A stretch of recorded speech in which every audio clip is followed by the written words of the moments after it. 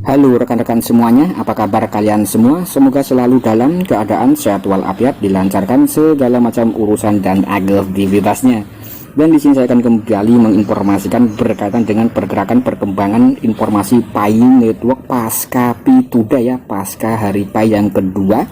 Karena di sini kalau kita lihat rekan-rekan, rekan-rekan pasti sudah paham dan sudah mengetahui untuk daripada sistem node ya, terutama di situ untuk node aktif komputer yang berjalan terus-menerus. Untuk peringkat yang pertama itu adalah negara Korea, kemudian Cina, kemudian Vietnam dan Jepang ya, kemudian Amerika Serikat. Dan untuk Indonesia sendiri dengan jumlah penduduk 200 juta manusia, kemudian untuk yang mining Pi Network diperkirakan sekitar 2-5 juta orang ya. Itu untuk sistem nodenya itu tidak masuk dalam 20 besar. Artinya ya untuk komunitas Indonesia itu bisa dikatakan sebagai memang antusias ya rekan-rekan, tapi untuk nodenya itu tidak kelihatan dan bahkan kalah jauh dari negara tetangga seperti Malaysia. Nah kemudian di sini kalau kita lihat tentang daripada pergerakan Pi Network, memang admin selalu memberikan informasi berkaitan dengan komunitas-komunitas dari berbagai mancanegara, terutama dari Vietnam, kemudian juga dari Korea, atau bahkan dari Cina dan juga dari Amerika ya. Dan untuk yang ada di Indonesia itu kurang lebih hanya sebatas event-event barter dan juga seperti pameran-pameran ya, atau seperti barter-barter yang ada di berbagai kota. Nah kemudian di sini kalau kita lihat perkembangan daripada Pi Network dari berbagai mancanegara seperti yang dikutip daripada Crypto.Lekven, di sini cukup memberikan semacam informasi yang cukup mantap ya. Jadi itu ada narasinya. Nah di sini kalau kita lihat admin membuka daripada Twitter Crypto.Lekven. Nah di sini memberikan informasi yang cukup mantap ya rekan-rekan. Jadi di sini informasinya adalah tim inti atau core team berbicara tentang Open Mainnet. Nah ini cukup mantap. Dalam beberapa hari terakhir Open Mainnet memang telah menjadi kata kunci yang paling banyak disebutkan di antara para pionir-pionir jaringan Pi di seluruh dunia, terutama pada tanggal 14 Maret dan pada tanggal 28 Juni ya. Kemudian yang telah ditentukan oleh komunitas sebagai tanggal potensi untuk peluncuran Open Mainnet atau peluncuran Mainnet.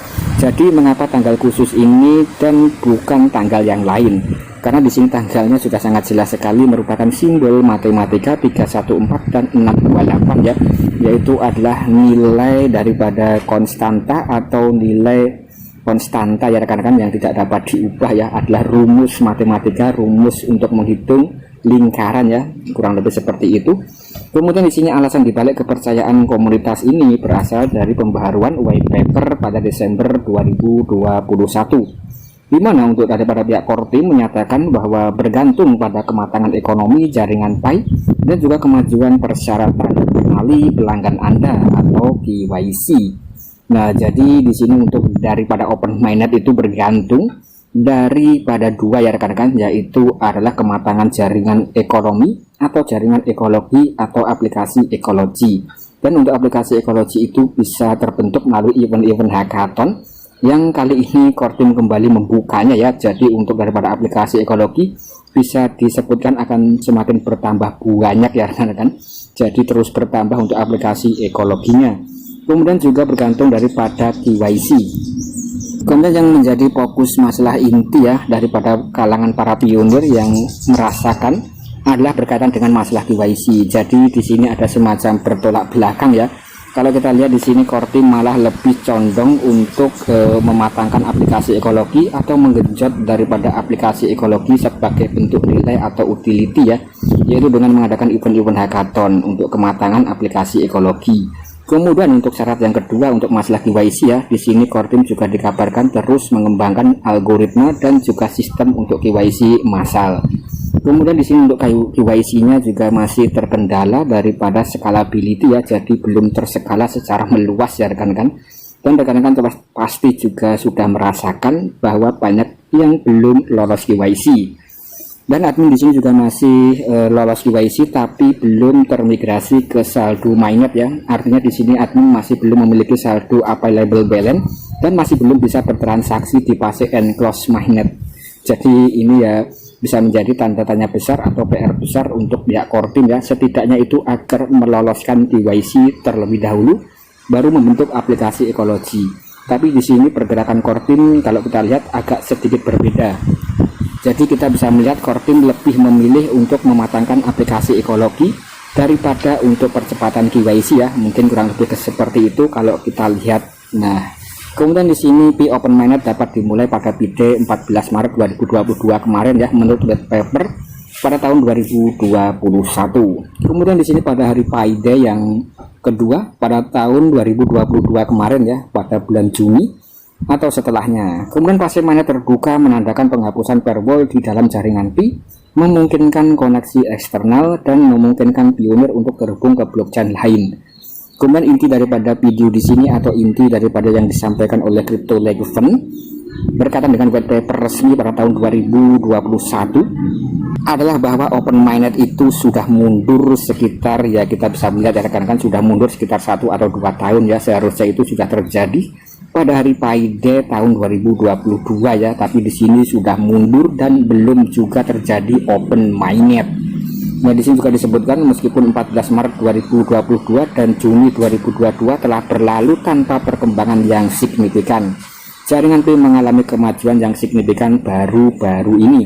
Komunitas percaya bahwa Open Mainnet akan segera tiba, kemungkinan pada hari Pi atau hari Pi Today waktu berikutnya ya. Jadi di sini kalau kita lihat untuk daripada prediksi Open Mainnet itu untuk daripada para pionir terjadi pada hari Pi Day ya.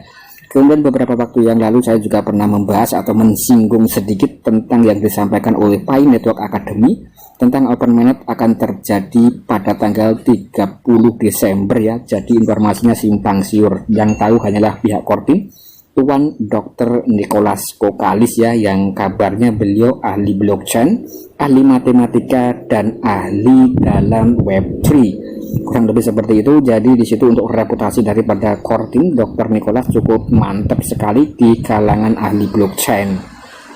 Kemudian di sini saya akan kembali membuka informasi sedikit yang cukup mencengangkan para pionir-pionir semuanya ya, yaitu melalui daripada saluran Twitter atas nama Pioneer ya rekan-rekan. Ini berkaitan dengan masalah KYC. Nah, ini di sini ada fakta yang mencengangkan daripada Kortin membuka KYC massal pada tahun 2022 yang lalu dan KYC untuk AI ya pada PD 2023. Tetapi masih ada 47 juta pionir yang aktif. Nah, di sini hanya ada 5,6 juta pionir yang bisa menyelesaikan KYC ya. Kemudian hanya sekitar 12% saja dari total 47 juta. Masih banyak pionir yang menghadapi atau terjebak dalam KYC tentatif ya. Kemudian bagaimana solusi berikutnya? Nah, di sini adalah menjadi PR besar oleh daripada pihak Kortin itu sendiri. Nah, kurang lebih seperti itu ya rekan-rekan. Kemudian di sini juga menampilkan semacam foto screenshot berkaitan dengan pencapaian KYC ya. Nah, di situ hanya ada sekitar 5,6 juta saja yang sudah melewati proses KYC.